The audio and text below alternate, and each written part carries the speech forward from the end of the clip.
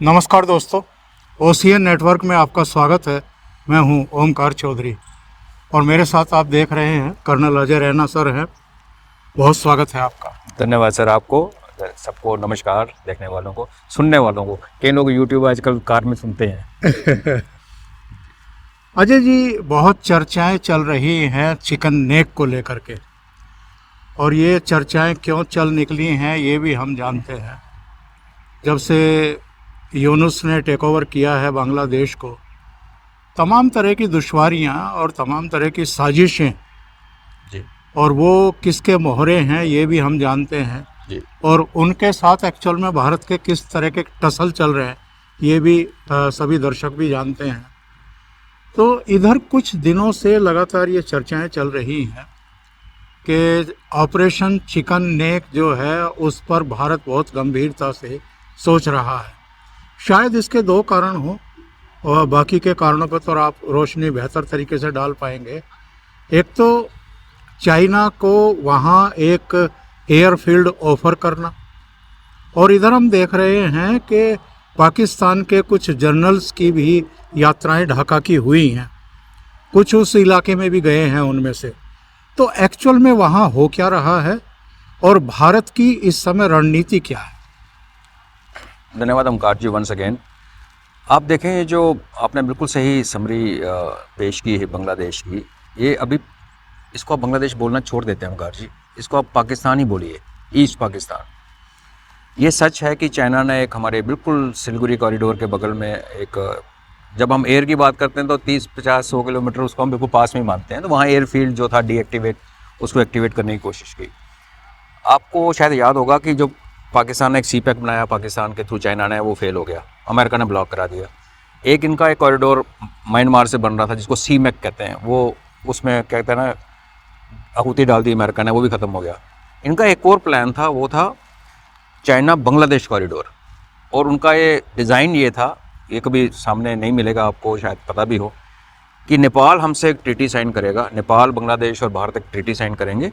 Siliguri corridor के अंदर से कॉरिडोर नेपाल को, बांग्लादेश को गुडविल कॉरिडोर बनेगा, और फाइनली उसका इस्तेमाल चाइना ने करना था। नेपाल में आके उनकी गुड्स जो पोर्ट हैं बांग्लादेश के, वहाँ पे वहाँ से एक्सपोर्ट इंपोर्ट होना था। तो वो प्लान भी हमने क्या, वो CAA जब आई बांग्लादेश में, और उसने चाइनीज़ 4-5 बिलियन डॉलर की इन्वेस्टमेंट को पूरा ढेर कर दिया और वहाँ से निकाल दी। तो इसको जब आप देखते हैं तो अगर यहाँ पे बात रुकती तो चलो एक बात थी, उसके बाद यूनुस ने जो बोलना शुरू किया, एक तो जो ग्राउंड पे हुआ तो हमने देखा हिंदुओं के साथ क्या हुआ, हमारे खिलाफ लोगों ने क्या बोला, यूनुस भी एक बड़बड़ाने लगा। तो जैसे आपने कहा कि कारण एक ये भी है कि उसको एक शटअप कॉल अपने राजनाथ सिंह जी ने कल परसों ही दी है कि भाई तमीज़ से बात कर। तो जब ये हमारी बात चली कि दो किस्म की बातें आई रिसेंटली, कि चिकन नेक को राइनो की नेक की मोटा कर दिया गया, चौड़ा कर दिया गया है, और दूसरी बात यह है कि बस कुछ होने वाला है। ये दोनों बातें सच भी हैं और सच नहीं भी हैं, इन द सेंस कि अगर हम तैयारी और कैपेबिलिटी की बात करते हैं तो कुछ घंटों के अंदर हम चिकन नेक को जितना चौड़ा करना कर सकते हैं। बांग्लादेश में फिर क्योंकि बांग्लादेश में पाकिस्तान ही बोलना शुरू कर दिया, ईस्ट पाकिस्तान की औकात नहीं है कि हमें वो रोक सके, और उसकी कैपेबिलिटी, उसकी तैयारी हमारे पास है। ऑन ग्राउंड अभी किया है, नहीं किया तो क्या होता है, एक होती है ओमकार जी फौज में थ्रेट, एक होती है थ्रेट इन बीइंग, एक ऐसी थ्रेट जो बिल्डअप हो रही है। तो ये एक थ्रेट इन बिल्ड बनाई गई है, और अगर ये जो लीकेज प्रेस में भी आया कि फलाने स्टेशन पे, फलाने 3 स्टेशन पे गैरिसन बन गए हैं, तो ये कुछ जानबूझ के लिए भी लीक की जाती हैं बातें ताकि वो उठें, क्योंकि हमारे मीडिया को बांग्लादेश भी देखता है, और फिर हम जब वो साइकोलॉजिकल वॉरफेयर ने काम किया नहीं किया, फाइनली हमारे रक्षा मंत्री जी ने सीधे बोला यूनुस को, तमीज़ से बात कर, हम नहीं चाहते कि हम तुम लोगों से उलझें, तुम लोग बिलो डिग्निटी हो हमारे। तो इसके मल्टीपल कारण हैं, बट हाँ, इसको हमें एग्री करना चाहिए, कॉन्फिडेंस होना चाहिए कि जिस दिन भारत चाहेगा, करना चाहेगा, वो जिस दिन और कब ये कॉल जो है वो टॉप लीडरशिप ले सकती है। उनके पास और बड़ी चीज़ें टेबल पे होती हैं, उनको सब संभल के करना पड़ता है। कैपेबिलिटी वाइज हमारे देशवासियों को ये सेफ फील करना चाहिए कि जिस दिन हम चाहें उसको हम जितना वाइड करना चाहें कर सकें। रंगपुर का नीचे वाला डिस्ट्रिक्ट, वो सिर्फ उसकी आप कॉरिडोर का वो मत देखिए, पूरा ही आप उसका, जिसको कहते हैं ना, पूरा जो प्रोफाइल है उस इलाके का, वो हो सकता है, किसी दिन भी हो सकता है, अभी तक हुआ नहीं है जी। और ये जो पाकिस्तानी जर्नल्स की वहाँ पर विजिट होनी शुरू हुई है जी, इसके पीछे क्या है? देखिए, अगर बांग्लादेश आर्मी को देखेंगे तो उनका चीफ अलग खड़ा है, यूनुस लग खड़ा है। यूनुस जिन सहारों पे खड़ा है क्रचिज़ पे, उसमें एक पाकिस्तान की ISI है, CIA है, जिहादी नेटवर्क है, और जो आर्मी चीफ है वो उसने शेख हसीना को वहाँ से निकाला। हमने निकाला, लेकिन निकलवाया किसने? अगर वो चाहता, जैसे जनरल ज़िया ने भुट्टो के साथ किया था, वो कर सकता था, उनका रिलेशन भी था और वो सेंसिबल भी है। उसका जो नंबर 2 है वो यूनुस के साथ खड़ा है। तो आप अभी हम ये देख रहे हैं बांग्लादेश में कि आर्मी अलग स्टैंड लेके खड़ी है और पॉलिटिकल लीडरशिप और आर्मी के कुछ सीनियर जनरल वहाँ पे। ये जो ISI के जनरल्स और बीच में और भी पहले भी आए, और इनका CGS भी आया था, चीफ ऑफ जनरल स्टाफ, जो भी रिटायर हो गया शमशाद, ये भी गया हुआ था।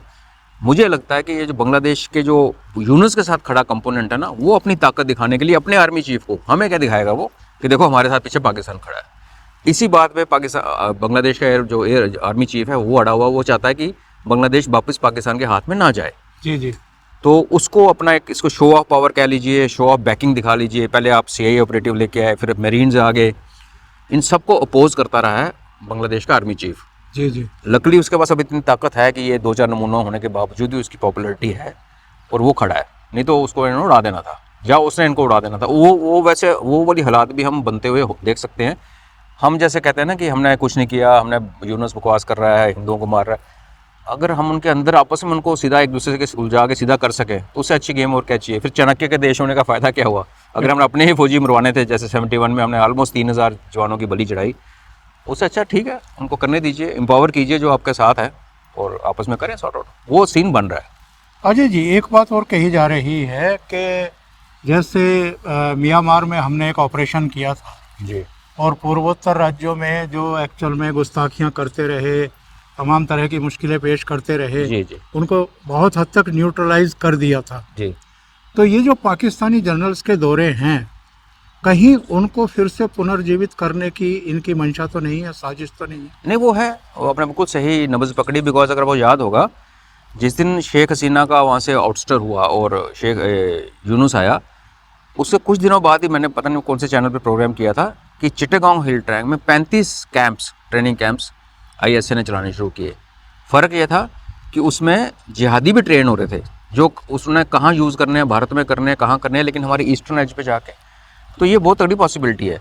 इनफैक्ट अगर आप देखेंगे हिस्ट्री में, जब बांग्लादेश में एंटी इंडिया सरकार आई, तो ये उल्फा का बरुआ, शरुआ, ये सारे वहाँ पे रहते थे आराम से।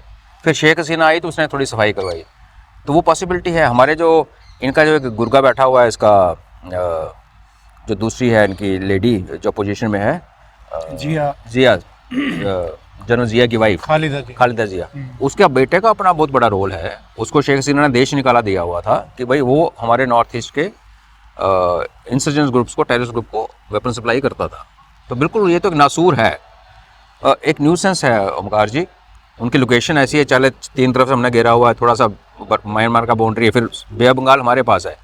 और क्योंकि हमने उनके साथ कुछ किया नहीं, एक्चुअली पाकिस्तान ने हमारे सिर भुगता है, मार खाई है, लड़ाइयों में मार खाई है, ऑपरेशंस में मार खाई है, सर्जिकल स्ट्राइक में मार खाई है। बांग्लादेश को भी हमारा थप्पड़ पड़ा नहीं। जी जी। तो जब वही ज़रूरत है जो आप कह रहे हैं, ये एक पोटेंट थ्रेट है, थ्रेट इन बीइंग है अगेन, और आई एम श्योर सरकार इसके बारे में कुछ ना कुछ संज्ञान लेगी।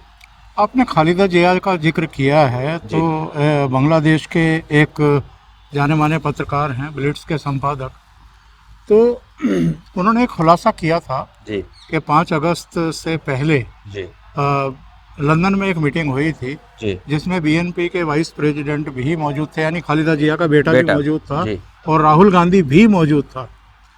तो ऐसे में क्या हम ये मान करके चलें कि कुछ साजिशें हैं अंतर्राष्ट्रीय स्तर पर जो एक्चुअल में भारत को डिस्टेबलाइज करना चाहती हैं, या मैं कहूँ कि अशांति पैदा करना चाहती है, और यहाँ पर प्रोग्रेस ना हो, इन्हीं चीज़ों में उलझा रहा जाए।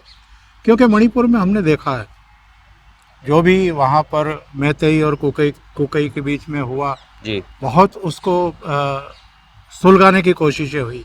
ऐसे ही पूर्वोत्तर में कुछ कुछ ताकतें हैं जी, जिनको बांग्लादेश के जरिए या दूसरे जरिए वहाँ पर कुछ अग्नि प्रज्वलित करने की कोशिश हो सकती है जी, और हमारे यहाँ उमर खालिद हो, शर्जिल इमाम हो, ये अपने भाषणों में ऑलरेडी कह चुके हैं। जी, जी, तो मल्टी डायमेंशनल जिसको कह सकते हैं कि कई स्तरों पर एक कोशिश है कि भारत को किसी तरीके से तोड़ा जाए।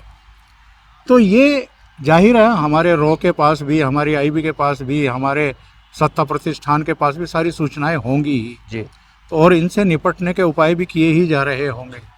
तो क्या समग्रता में कोई ऑपरेशन हम निकट भविष्य में देख रहे हैं?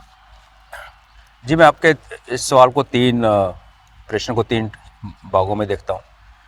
हमारे खिलाफ साजिश हो रही है, ये तो होना ही था। फिल्म थी ना प्यार, तो होना ही था।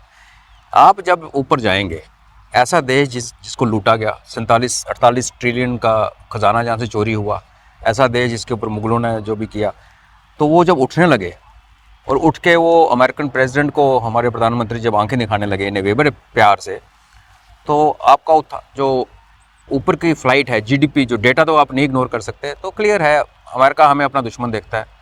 10, 12, 15 साल में हम उनके कॉम्पिटिटर्स होंगे, तो वो आपको नहीं ऊपर आने देंगे। बट हमारी ताकत इसी में है कि यही राष्ट्रवादी सरकार है कि हमें पता है कि हम ऊपर जा रहे हैं। थोड़े से हिकअप्स होंगे। बचे ये 2 बंदों के आपके नाम लिए। देखिए, चाणक्य का एक कोट है, वो मुझे नहीं पता चाणक्य जी ने कहा था नहीं कहा था, वो बड़ा फेमस है कि विदेशी महिला से उत्पन्न जो संतान है वो नहीं हो सकती। तो हमारे राहुल बाबा तो विदेशी महिला की उत्पत्ति है। ये जो दूसरों का आपने नाम लिया, जो शेख इसकी खालिदा जिया का, हाँ, आपको मैं एक चीज़ सुनाता हूँ, दर्शकों को इंटरेस्ट लगेगा। जब 71 की लड़ाई हुई तो खालिदा जिया का जो हस्बैंड था, बाद में जनरल जिया बना, वो मेजर जिया था, वो लड़ रहा था मुक्ति वाहिनी की तरफ से पाकिस्तान आर्मी से। खालिदा जिया को पाकिस्तान आर्मी ने अपनी मेस में बंदी बना लिया। और आप उसके आगे मैं कुछ बोलना नहीं चाहता। जब आप किसी लेडी को पकड़ के अपनी मेस में रखते हैं और वहाँ 10-12 ऑफिसर्स हैं, वहाँ जो हुआ वो हम अच्छा नहीं हुआ उसके साथ। जी जी। जब 71 की लड़ाई ख़त्म हो गई और मुजबिर रहमान आया, तो जनरल जिया ने कहा, उसको उस टाइम कर्नल बना दिया गया, कि मैं अपनी वाइफ को डिवोर्स देना चाहता हूँ क्योंकि ये अभी इसकी जो भी पवित्रता है वो भंग हो चुकी है। तो मुजबिर रहमान ने कहा कि यहाँ पे 5 लाख लेडीज़ हैं बांग्लादेश में जिनका इज्जत लूट ली गई है, जी, तो जी। किस किस को छोड़ोगे? तो बिल्कुल। उन्होंने फिर एक उपाधि दी नारियों को, जैसे हमारे देश में वीर नारी कहा जाता है, जो जिनके हस्बैंड मारे जाते हैं एक्शन में, तो इनको एक वीर नारी टाइप, एक बंगाली में एक टर्म मैं भूल रहा हूँ, मेरी बुक में मेंशन्ड है, वो उनको उपाधि दी, उनको इज्जत की जगह दी। तो पहला सवाल तो ये उठता है कि ये जो बेटा है ये एक्चुअली जनरल जिया का है कि किसी पाकिस्तानी की प्रोडक्ट? सही है। तो इन लोगों से आप क्या उम्मीद करेंगे? क्या हम फ्यूचर में कॉन्फ्लिक्ट देखना चाहते हैं? बिल्कुल देखेंगे। देखना चाहते हैं, नहीं देखना चाहते? होगा, बिल्कुल होगा। क्योंकि यहाँ जो इतिहास, अगर हम पिछले 100 साल देखें, ज़्यादा दूर ना जाए, 115 साल की हिस्ट्री देखें, जब जब दुनिया में पावर का हाथ बदला है जी। तो एक घमासान हुआ है। तो अब जो पावर सेंटर वेस्ट से उठ के ईस्ट को आ रहा है, चाहे वो रशिया है, चाइना है, भारत है, ईरान को आप गिन लें साथ में, तो अगर हमें सोचेंगे चुपचाप एक smooth handing over, taking over होगी, जैसे हमारी एक सरकार जाती, नो, इसके बीच में खून खराबा होगा। हमारी बुद्धिमानी इसी में है और हमें भरोसा है अपनी सरकार पे कि इनका भी यही प्रयास है कि हम उसमें ना पड़े। जब दुनिया लड़े हम उसमें ना पड़े। इफेक्ट पड़ेगा। देखिए, एक बार आपकी सप्लाई चेन कट गई तो हमें महंगाई, हम लड़े ना लड़े महंगाई बढ़ेगी, चीज़ों की शॉर्टेज होगी, कल को इंटरनेट की तारें काटी जाएंगी तो सब ठप हो जाएगा, बैंकिंग सिस्टम, ये हमें सब पता होने वाला है। इतने पे होकर रुक जाए तो बहुत अच्छा है, क्योंकि बाद में सब बहाल भी होगा ना, लाइफ तो चलती है। बिल्कुल। लेकिन अगर हम बीच में उलझे, और हमें उलझाने की जो कैपेबिलिटी है वो चाइना में है। चाइना किसी स्टेज पे आके हो सकता है अपने ऊपर जो उसका प्रेशर पड़ा रिलीज़ करने के लिए हमारे साथ कुछ पंगा ले, तो कुछ भी इसमें इनकार नहीं किया जा सकता। हम एक्चुअली बड़े ट्रबल टाइम में जा रहे हैं ओंकार जी, एंड आई होप कि हम इसमें सेक जो हमें लगे कम से कम लगे। जी। जो आपने बात कही है चाइना के संदर्भ में, हालांकि चाइना पर आंख मूंद करके भरोसा करना खतरे से खाली नहीं है, जी। क्योंकि वो बैक स्टैबिंग कर चुका है और कई बार कर चुका है। जी। लेकिन जो इस समय मौजूदा स्थितियां बन रही हैं, यानी अमेरिका जिस तरह का बिहेव भारत के साथ कर रहा है, चाइना के साथ कर रहा है, रसिया के साथ कर रहा है, इसमें एक RIC वाला पुनर्जीवित होता हुआ दिखाई दे रहा है। जी। और जिस तरीके से उसने आसिम मुनीर नाम का गुब्बारा फुलाया है, तो उसमें भी, और चाइना का बहुत बड़ा स्टेक था वहाँ पर, उसको बड़ा झटका दिया है अमेरिका ने एक तरीके से। पहले चाइना को वहाँ आने दिया, पैसा खर्च करने दिया, और अब स्थिति ये है कि चाइना को बहुत बड़ा सेटबैक दिया है। तो ऐसी स्थिति में क्या फिर भी हम ये कह सकते हैं कि इन चुनौतियों के बीच में, बदली हुई स्थितियों के बीच में, चाइना अभी फौरी तौर पर भारत पर किसी तरह का अटैक करेगा, मतलब अटैक इसलिए इस सेंस में नहीं कि मिलिट्री को भेज करके अटैक करेगा, जो आपने खतरे बताए कि इंटरनेट को बाधित कर देना, दूसरी चीज़ें बाधित कर देना, क्योंकि उसको भी अब भारत की ज़रूरत है और भारत को भी नो डाउट इस समय ज़रूरत है उसकी। बिल्कुल, देखिए कोई प्यार मोहब्बत नहीं होता उस लेवल पे। इनफैक्ट अभी हम यूक्रेन वॉर देखें, रशिया हमारा सबसे जो परम मित्र है वो यूक्रेन में लड़ रहा है। हमने रशिया का तेल खरीदा, रिफाइन किया और यूक्रेन को सप्लाई किया। तो ये इस लेवल पे, जैसे हम, मेरी और आपका रिलेशनशिप है, आप बहुत सज्जन हैं, मेरे बड़े प्यार से मेरे को ट्रीट करते हैं, मैं कल को बदतमीजी करूँ आपका दिल ख़राब होगा। इनको यहाँ नहीं होता, यहाँ अलग ही सिस्टम है बिल्कुल। इसको कहते हैं ना, ठंडा लोहे की तरह डीलिंग होती है, कोई पर्सनल स्टेक्स नहीं होते। आपने देखा होगा अभी जो मोदी जी की कभी तारीफ़ कर देता है ट्रंप, कभी कुछ बोल देता है, दूसरे भारत को गाली निकालता है। कोई बेवकूफ़ समझ सकता है कि आप देश को गाली निकाल रहे हो, प्रधानमंत्री की तारीफ़ कर रहे हो, उसकी क्या वैल्यू है। सही। तो ये सारी गेम्स हैं ओमकार जी। और जो चाइना का हमारे साथ प्यार मोहब्बत टेम्प्रेरी है 5-6 साल, बिकॉज उसको ज़रूरत है, उसको हमारे साथ भी पंगा ले ले, अमेरिका से पंगा भी ले ले, और रशिया के साथ भी उसका टेम्प्रेरी ही चल रहा है। इस संदर्भ में अगर मैं आपके प्रश्न का उत्तर दूं तो इमीडिएट फ्यूचर में मुझे चाइना के साथ भारत का मिलिट्री लड़ाई तो नहीं दिखती। बट हाँ, ये जो आपको पता है कि जो कोविड की स्ट्रेन हमारे भारत में कोविड 2 आया, जितनी बर्बादी, कोई घर नहीं बचा जिसमें कम से कम एक मेंबर नहीं गया। बिल्कुल। पाकिस्तान में क्यों नहीं हुआ, बांग्लादेश में क्यों नहीं हुआ, सिर्फ हमारे यहाँ क्यों हुआ? वो हमारी जो DNA कह लीजिए, जो भी हमारी इम्यूनिटी का जो सिस्टम है, उसको डॉक्टर करके, कोई कहता है कि एरियल मेजर से स्प्रे हुआ है भारत के ऊपर, जो भी कंटेमिनेशन की गई वो करता रहेगा, बिकॉज उसको टेस्ट भी करने हैं। देखिए कभी हमारा जहाज़ नॉर्थ ईस्ट में उड़ता है तो सडनली उसके पूरे बीच में एक केस आया था 5-6 साल पहले कि पूरे ही उसके इलेक्ट्रॉनिक सिस्टम घूमने लगे गोल गोल, जैसे बरमुडा ट्रायंगल के ऊपर घूमती थी। तो वो कर रहा है, वो अपना ट्राई करता रहा है। और हम भी कोई दूध के दुबले हुए नहीं है, होने भी नहीं चाहिए उपकार जी, हम भी अपना गेम चलती रहती है उनके साथ। CIA अमेरिका चाइना में अलग गेम खेलता है, कई बार हम उसको फैसिलिटेट कर देते हैं। अब SFF बनी तिब्बत के रिलेटेड, तो ये सब चल रहा है। बट हाँ, बेस्ट तो ये रहेगा कि हमें 5-7 साल की चाइना के साथ, क्योंकि जियोग्राफी जो है ना बहुत बड़ी गेम है। आप अमेरिका से दूर बैठा अमेरिका आपकी एक इन्फ्लुएंस कर सकता है, उसके आगे वो कुछ नहीं कर सकता। जब सरकार तगड़ी है उसके आगे वो ये 1-2 राहुल गांधी वगैरह खड़े, और किसके आगे कुछ नहीं कर सकता। चाइना हमारा पड़ोसी है, पड़ोसी बहुत नुकसान पहुँचा सकता है। तो हम तो ये उम्मीद करते हैं कि चलता रहे, ये हनीमून पीरियड 5-7 साल चले, फिर हम जिस लेवल पे जिस तरीके से प्रोग्रेस कर रहे हैं। और जो चाइना की खबरें आ रही हैं, हालांकि मैं उनमें चाइना से आने वाली खबरों को यकीन करना बड़ा मुश्किल काम है। अगर वो थोड़ा नीचे आ रहा है और हम काफ़ी तेज़ी से ऊपर जा रहे हैं तो हमारा गैप क्लोज हो रहा है। जी जी। जैसे लोग कह रहे हैं कि उनकी जो इकॉनमी है वो 18 ट्रिलियन की नहीं है, 10 ट्रिलियन की है जी। हम इधर 5 की तरफ पहुंच रहे हैं। अगले 5 साल में अगर 7-8 पे आ जाते हैं और वो 11 से 10 पे आ जाते हैं तो हमारा गैप बड़ा क्लोज हो गया। हाँ हाँ। तो ये हमें विंडो चाहिए, अब मिलेगी नहीं मिलेगी ये तो महादेव ही जाने जी।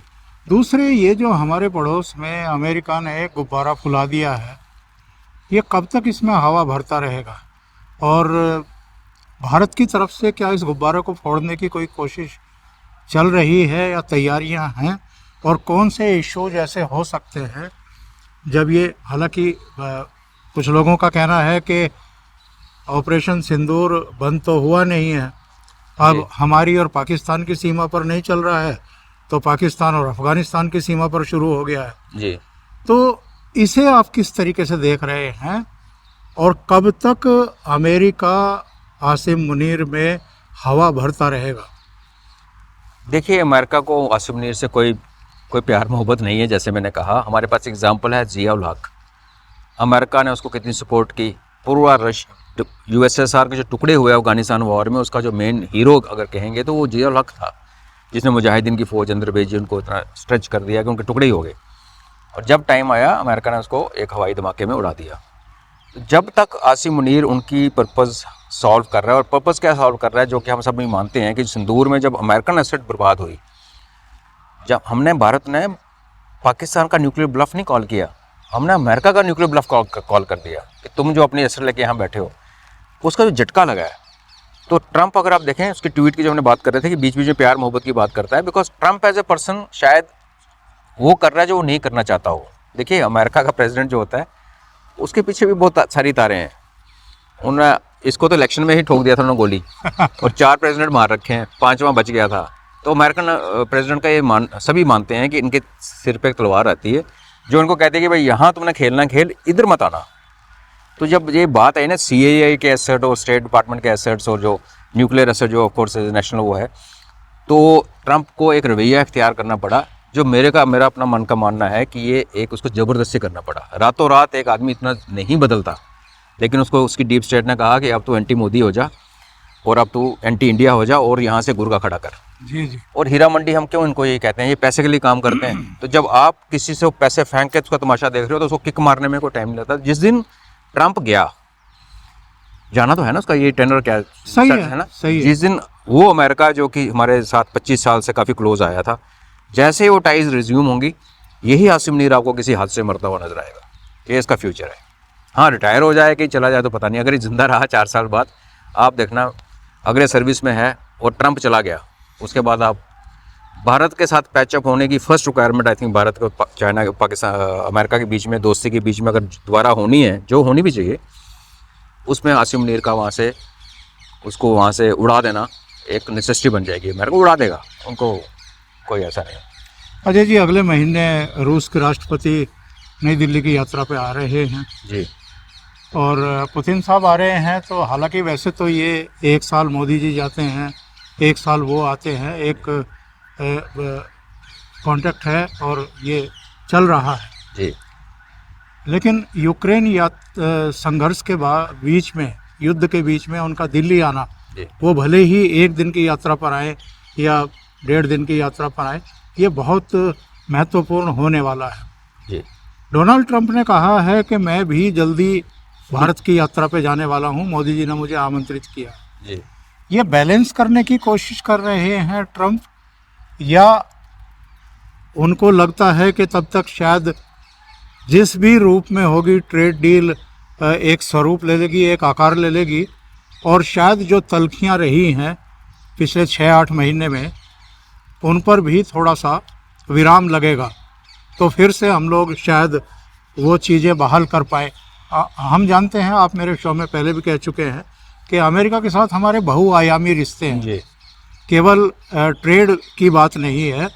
पेंटागन का एक अपना प्रेशर होता है डोनाल्ड ट्रंप के ऊपर। जी। तो इसको आप कैसे देख रहे हैं, यानी दिसंबर से लेकर के, और डोनाल्ड ट्रंप का जो सुन रहे हैं कि शायद अप्रैल तक भारत का विजिट करना चाहेगा, तो ये इसमें आप क्या होते हुए देख रहे हैं, क्या नक्शा बनते हुए देख रहे हैं? देखिए, वो बेसिकली एक बिजनेसमैन है, और जब आसिम मुनीर की बात भी करते हैं तो हमको पता है हमने अपनी रॉ अर्थ की डील की, क्रिप्टो की डील की है, उसके अपनी पर्सनल कंपनी में उसका बेनिफिट आ रहा है। अभी जो ट्रेड डील में हम लोग अटके हुए हैं, अब जो उन्होंने चाइना के साथ डील की, वो एक एक्चुअली हमें एक सोचने का एक पॉइंट मिलता है कि जैसे चाइना ने कैसे डील की है कि ओके हम आपको रेयर अर्थ देंगे 1 साल के लिए अभी वो लीज पे आ गया, हमारा डिप्लोमेटिक रिलेशनशिप लीज पे आ गया। क्या ऐसा एक सिस्टम करके हम और अमेरिका भी एक ट्रेड डील कर सकते हैं? अगर कर सकते हैं जिसमें हम अपने स्टैंड से पीछे ना हटें, वो भी पीछे ना हटें, एक बीच में से रास्ता निकाल के, तो फिर उसके बाद ट्रंप का आना और हमारे साथ हाथ बढ़ाना। बिकॉज देखिए, अमेरिका को जो झटका लगा है ना अभी, जो उनकी कंज्यूमर मार्केट में इन्फ्लेशन बढ़ी है, अभी तो क्या होता है कि जब भी आप कोई डिसीजन लेते हो, और ये सबको पता है कि जिस दिन इसने बोला था हम भारत पे 100% लगा देंगे, 50% लगा देंगे, तो एकदम से अमेरिकन जो बड़े बड़े प्लेयर्स हैं उन्होंने दड़ा यहाँ से सामान इंपोर्ट करना शुरू कर दिया, इन एंटिसिपेशन कि कल को जब बंद होगा तो उनको जो प्रोडक्ट्स हैं उनके पास इन्वेंट्री में इतने ज़्यादा होने चाहिए स्टॉक में, वो स्टॉक भी खत्म हो रहे हैं। इन्फ्लेशन शटडाउन भी हुआ, शटडाउन हो पड़ा है, फौजी आके सड़क पे खड़े होकर खाना खा रहे हैं। तो ऐसे हालत में उसको जो डोमेस्टिक प्रेशर बन रहा है, उसको अगर उसको मिटिगेट करना है तो उसको सब हमारे पास ही आना पड़ेगा। बिकॉज उस डोमेस्टिक प्रेशर में जो उसकी बर्बादी हुई है, उसमें बहुत बड़ा कारण उसका जो हमारे ऊपर उसने टैरिफ लगाए हैं और ये एटीट्यूड लगाया है, उसको रिवर्स करने के लिए उसको आना पड़ेगा। पुतिन साहब 1 दिन की यात्रा पे आए थे यूक्रेन में घुसने से पहले, तभी 1 दिन के लिए यात्रा पे आए थे। तो क्या होता है कि हम सब समझते हैं कि ये सेकंड लेवल, 9 लेवल होते हैं डिस्कशन के, जिसको हम कहते हैं ना बैक चैनल, 9 किस्म की होती हैं, और एक फ्रंट चैनल है डिप्लोमेटिक ऑफिशियल। तो काफ़ी कुछ नीचे काम हो चुका होता है जब हेड ऑफ स्टेट आके हाथ मिलाते हैं, और वो आधा घंटे के लिए मिलते हैं, लेकिन उसके पहले जो महीनों का हार्डवर्क हुआ होता है। आपको याद होगा पुतिन को जब बोला था ट्रंप ने कि अभी हम मिलेंगे, हम आप और जेलेंस्की मिलेंगे, तो उन्होंने कहा पहले हम बड़ा होमवर्क करेंगे यार, टाइम लगता है।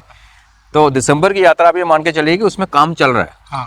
और उसमें अभी SU-57 की डील की बात हो रही है, S-50-100 की को प्रोडक्शन की बात हो रही है, ट्रांसफर ऑफ टेक्नोलॉजी की बात हो रही है। वो अगर हो जाता है और उसके बाद अमेरिका अगर हमारे यहाँ आता है ट्रंप, तो आखिरी किसकी छाती चौड़ी होगी आप बताइए? जो हमें गालियाँ निकाल रहा था और हमने बोला कि 71 में हमारे प्रधानमंत्री को उसने 15 मिनट व्हाइट हाउस के बाहर खड़ा किया था। बिल्कुल। आज वो अमेरिका है कि मोदी जी को बुलाता है, मोदी जी बोलते मैं नहीं आ रहा, मेरे पास टाइम नहीं है। हाँ, 4 तो ऐसी जगह हो चुका है कि मोदी नहीं गए उसके बुलावे पे। जी। तो ये एक चेंज है, और ट्रंप अगर आएगा तो अपने लिए ही आएगा, वो हमारे प्यार मोहब्बत के लिए नहीं आएगा। उसको अपना डोमेस्टिक इन्फ्लेशन को थोड़ा स्लो करने के लिए, हमारे साथ दोबारा ट्रेड रिज्यूम करने, डिपेंड करता है हम किस ट्रेड पे, किस एग्रीमेंट पे पहुंचते हैं। उम्मीद है कि कुछ ना कुछ इसका रिजल्ट आएगा। उसके बिना अगर ट्रेड हमारा नहीं होता ना, तो मुझे नहीं लगता वो यहाँ आएगा। अजय जी, बहुत बहुत धन्यवाद जुड़ने के लिए और इतना समय देने के लिए। और शायद दर्शकों को भी एक सुखद अनुभूति हुई होगी कि 1 to 1 एक फ्रेम में हम खड़े होकर के बात कर रहे हैं। जयपुर डायलॉग के समिट में आए थे और अजय जी से जब आग्रह किया गया तो वो सहर्ष तैयार हुए कि एक टॉक कर ली जाए। तो बहुत बहुत धन्यवाद आपका। और दर्शकों का भी बहुत आभार कि आप इतनी संख्या में जुटे। अगर आपको ये चैनल, आपको ये चर्चा अच्छी लगी तो आप लाइक करना ना भूलें। इस वीडियो को फॉरवर्ड करें अपने मित्रों को, अपने जो भी आपके जानकार हैं, ग्रुप्स हैं, ताकि ज़्यादा से ज़्यादा लोगों तक ये चर्चा पहुँचे। और अभी तक अगर चैनल आपने सब्सक्राइब नहीं किया है तो ज़रूर करिएगा। बहुत बहुत धन्यवाद। नमस्कार।